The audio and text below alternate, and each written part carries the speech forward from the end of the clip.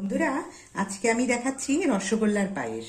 এখানে 10টা রসগোল্লা আছে। আমি রসগোল্লার রসটা একটু করে চিবড়ে তুলেছি, কারণ বেশি রস থাকলে হবে কি, যখন মুখে পড়বে রসগোল্লাটা পায়েস তৈরি করার পর, তখন ওই রসগোল্লার রসটা মুখের মধ্যে আসলে না স্বাদটা ঠিক অ্যাডজাস্ট হয় না। যে মানে পায়েসের দুধের সঙ্গে যে রসগোল্লার রসটা মুখে বেরিয়ে আসলে সেটা অতটা ভালো লাগে না। যার জন্য যাতে দুধটা ভেতরে ঢোকে, দুধের মধ্যে আমি চিনি দেব অল্প, সেটা রসগোল্লার ভেতরে ঢোকে, তার জন্য একটু রস চিবড়ে নিয়েছি। আমি এবার রসগোল্লাগুলো ছোট ছোট করে পিস করে কাটবো। রেখেছি কিছু ড্রাই ফ্রুটস, পেস্তা, কাজু আর কিশমিশ, একটু ধুয়ে কুচিয়ে রেখেছি। 1 টেবিল স্পুন গুঁড়ো দুধ রেখেছি। এটা গরম দুধটা দেখাচ্ছি, দুধটা যেটা ফুটছে সেখান থেকে তুলে নিয়ে এটাকে গুলবো। আর সামান্য একটু এলাচের গুঁড়ো দেবো লাস্টে। এবার দেখি রান্নাতে, দেখুন এখানে দুধটা বসানো রয়েছে কড়াতে, 1/2 লিটার দুধ। এটাকে একটু ঘন করব, ফুটে উঠুক, এটা একটু ঘন করতে হবে।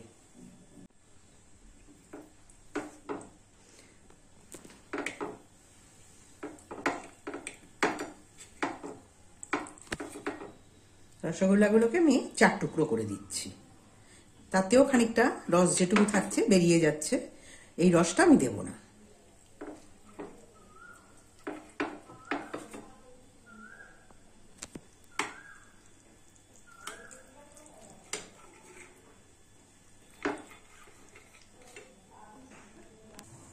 হ্যাঁ দেখুন, দুধটা ফুটছে, দুধটাকে আরেকটু ঘন করব। আমি যে গুঁড়ো দুধটা রেখেছি তার মধ্যে এই দুধটা দিয়ে একটু গুলে নেব।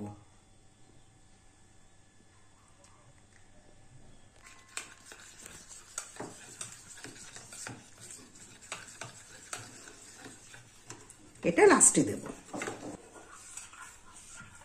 হ্যাঁ দেখুন, রসগোল্লাগুলো সব টুকরো টুকরো করে আমি 4 টুকরো করে করে রেখেছি। এর রসটাকে আমি কিন্তু দেবো না, এই রস রয়েছে যেটুকু আরো বেরিয়ে সেটা ফেলে দেব, কারণ দুধটা টানার দরকার আছে রসগোল্লার মধ্যে, তবে স্বাদটা ভালো লাগে। হ্যাঁ দেখুন, দুধটা ঘন হয়ে যাচ্ছে, চারিদিকে যে কড়ার গায়ে দেখুন সরগুলো লেগে যাচ্ছে, দুধটা ফুটে ঘন হয়ে আসছে, সরটা উঠে আসছে। এইবার আমি এর মধ্যে রসগোল্লাগুলো ছেড়ে দেবো। এর মধ্যে আগুনটাকে একটু, গ্যাসটা কমিয়ে রাখলাম, না দুধটা উতলে যাচ্ছে। একটু চিনি আগে দিয়ে নিচ্ছি,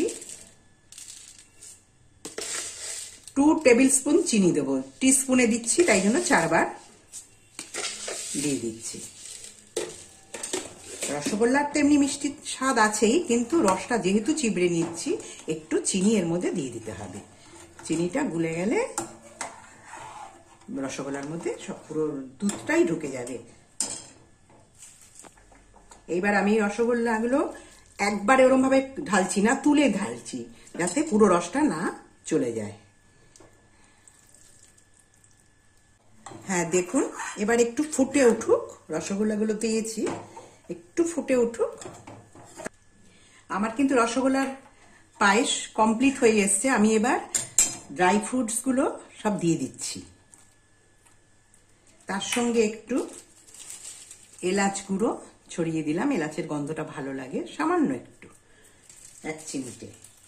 এইবার আমি যে গুঁড়ো দুধটা গুলে রেখেছিলাম সেটা এর মধ্যে ছেড়ে দেব।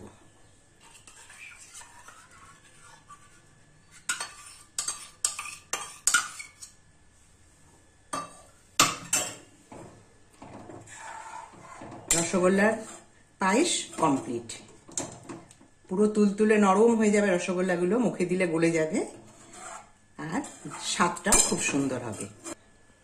এবার কমপ্লিট আমার রসগোল্লা পায়েস। এটাকে আমি গ্যাসটা বন্ধ করে দিলাম, ঠান্ডা করে ফ্রিজে রেখে তারপরে খেতে হবে, তাহলে খুব ভালো লাগবে খেতে।